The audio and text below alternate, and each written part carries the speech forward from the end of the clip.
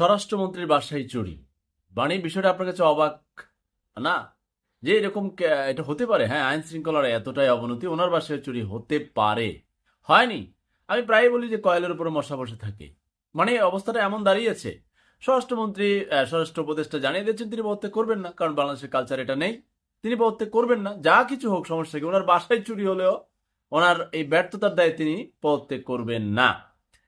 উপদেষ্টা জনাব নাহিদ পদত্যাগ করে ফেলবেন, এটা কেবলই তার একান্ত প্রয়োজনে। তার চেয়ারটা দলের প্রধান হবে, তাদের সংগঠিত দলের। ভেরি গুড, নতুন দলকে স্বাগত, বড় দল জানানো উচিত, কারণ অতীতের বড় দলগুলো ঝামেলা।